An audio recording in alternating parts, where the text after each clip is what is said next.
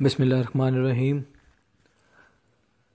میری آواز دعا بن کے، صدا بن کے جن جن سماعتوں تک پہنچ رہی ہے پہنچے گی۔ جو لوگ سنیں گے، آگے شیئر کریں گے،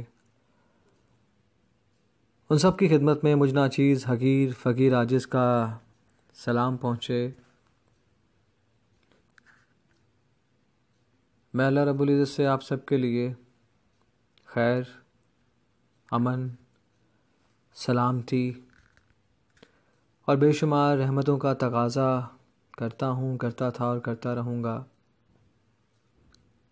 اللہ کی ذات پاک اس صدا کو، اس دعا کو ہم سب کے حق میں قبول و منظور فرمائے، آمین۔ ہماری زندگی میں جب کوئی شخص یا شخصیت اپنا وجود کلیم کرتی ہے، پاتی ہے یا محسوس کرتی ہے، یا ہم اسے محسوس کرتے ہیں، اس وجود کو، اس احساس کو، تو ہم اس رشتے کو حالت نفرت سے دیکھیں، حالت محبت سے دیکھیں، حالت عقیدت سے دیکھیں، احترام سے دیکھیں۔ اس رشتے کو، اس وجود کو اپنے اندر کہاں تک دیکھیں یا اس کو کہاں تک محسوس کریں،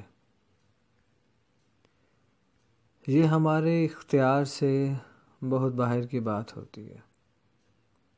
اگر تو رشتہ حالت طلب نے بنایا ہے، کسی غرض کے تحت وجود پا چکا ہے، تو وہ جتنی تیز رفتاری سے وجود پاتا ہے، اتنی ہی تیز رفتاری سے ہماری حقیقت کو کھول کے دوسرے کے سامنے رکھ دیتا ہے، یا کسی نہ کسی طرح سے اس کو وہ اشارے ملنا شروع ہو جاتے ہیں کہ جس میں چھپی ہوئی حقیقت کھل کے سامنے آ جاتی ہے۔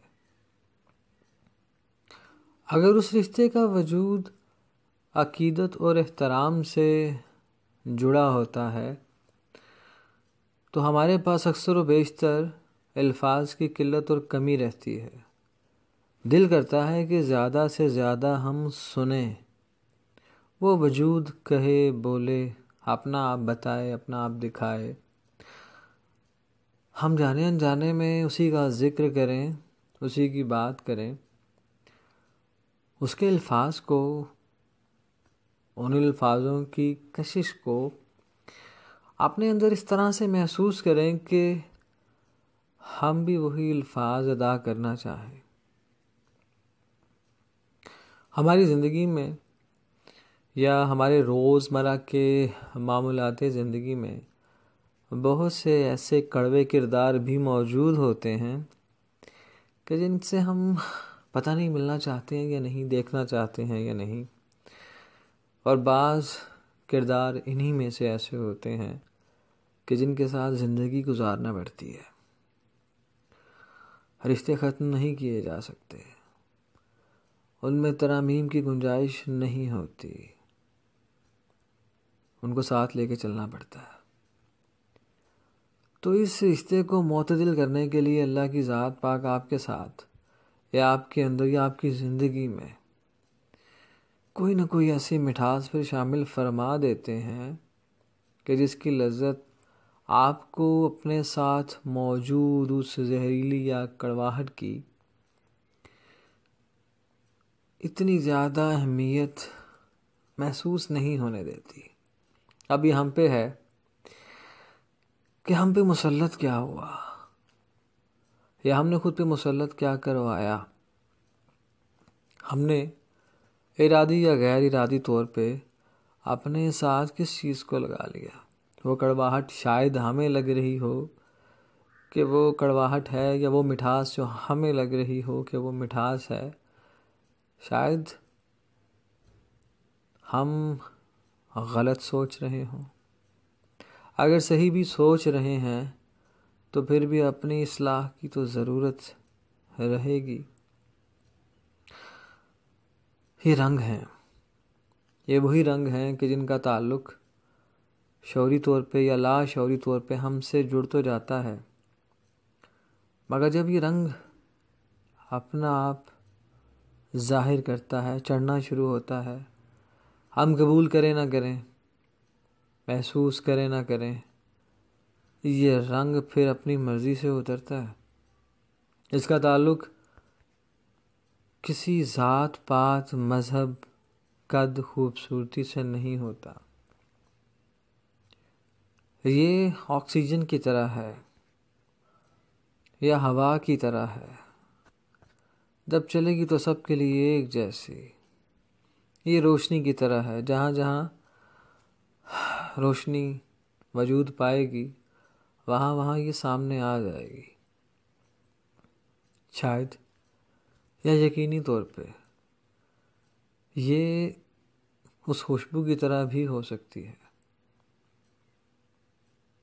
اس تازگی کی طرح بھی ہو سکتی ہے، جو پھولوں میں،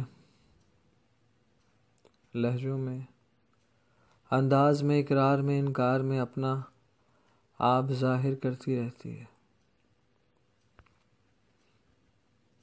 رشتوں کو زندہ رکھنا اور رشتوں میں زندہ رہنا بڑے مشکل کام ہے۔ یہی تو دیکھنا ہے کہ مطلب کا رشتہ تھا، عقیدت و احترام کا رشتہ تھا، کون سا رشتہ تھا؟ انہی رشتوں میں ایک رشتہ پیار اور محبت کہا جاتا ہے۔ اس میں ایک جنس دوسری جنس کو اپنی طرف مائل کرتی ہے، مائل ہوتی ہے، پتہ شتہ نہیں چلتا۔ یہ سب باتیں ہیں، کسی کا اچھا لگ جانا، کسی کا برا لگ جانا، یہ چیزیں انسانی سوچ سے بالا تر ہیں۔ کبھی ہم رویوں سے متاثر ہو کے، لہجے سے متاثر ہو کے، اخلاق سے متاثر ہو کے،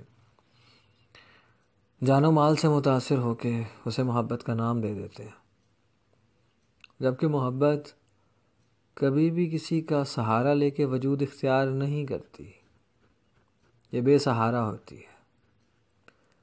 یہ نہ کسی جسم کو مانتی ہے، نہ کسی دولت کو، نہ خوبصورتی کو، نہ انداز کو، نہ الفاظ کو۔ محبت اگر مانتی ہے تو قربانی کو مانتی ہے۔ اس کے اندر یا اس کے باہر مختلف شکلیں، انداز یا رنگ نہیں ہوتے۔ یہ جیسی باہر ہے ویسی اندر ہے۔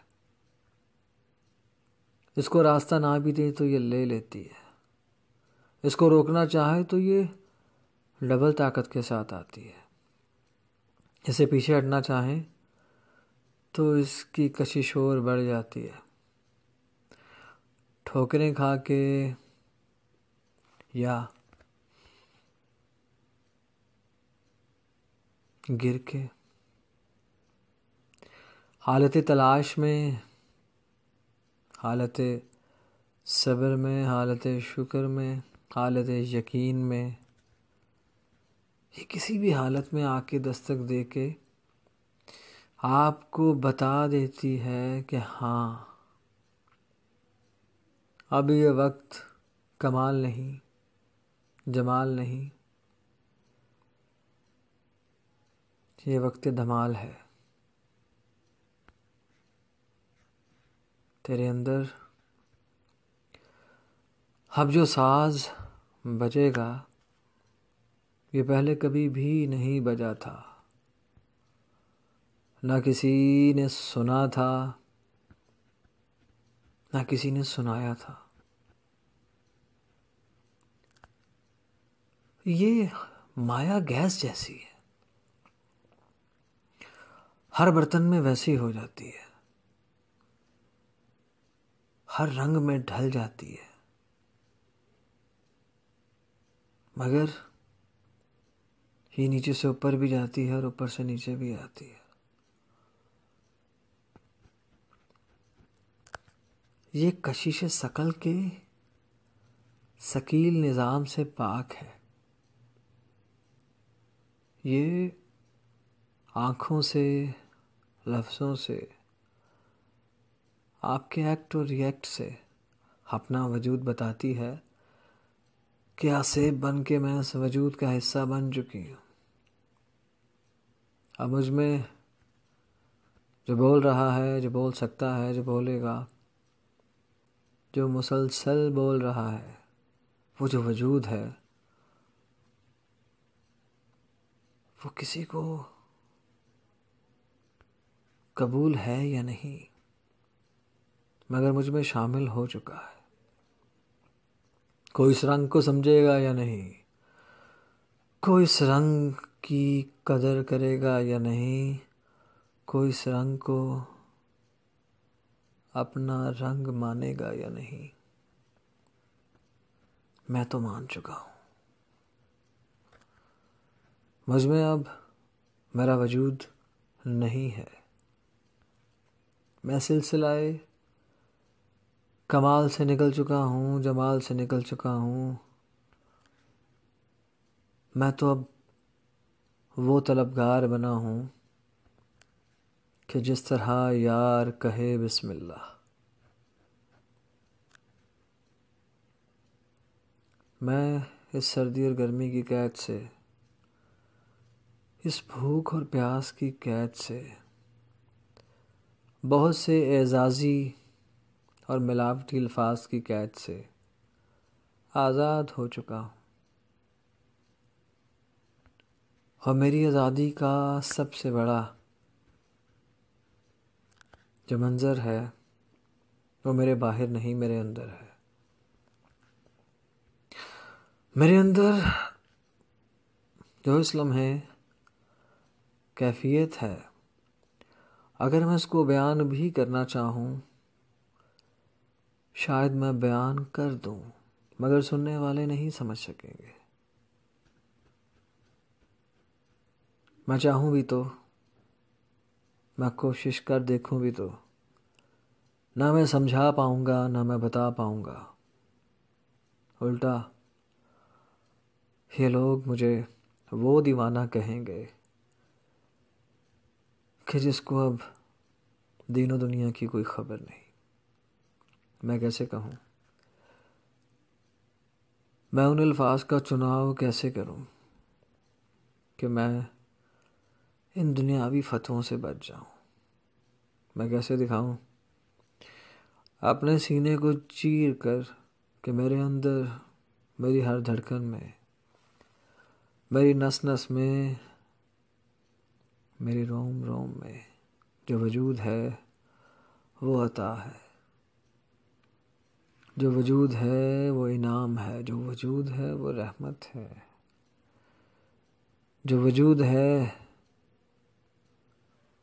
وہ میری کل کائنات ہے۔ اور اپنی کائنات کو دکھاؤں تو کیسے دکھاؤں؟ میں نہیں دکھا سکتا، چاہ کر بھی، نہ چاہ کر بھی۔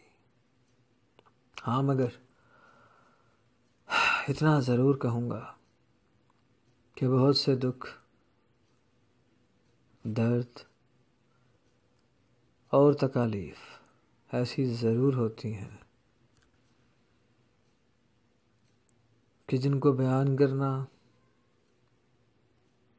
جن کا اظہار کرنا اور مرہم تلاش کرنا، یہ انسان کے بس کی بات نہیں۔ یہ جو دیتا ہے وہی سکون دیتا ہے۔ قبول کر لے، قبول کر لے میرے مالک، قبول کر لے۔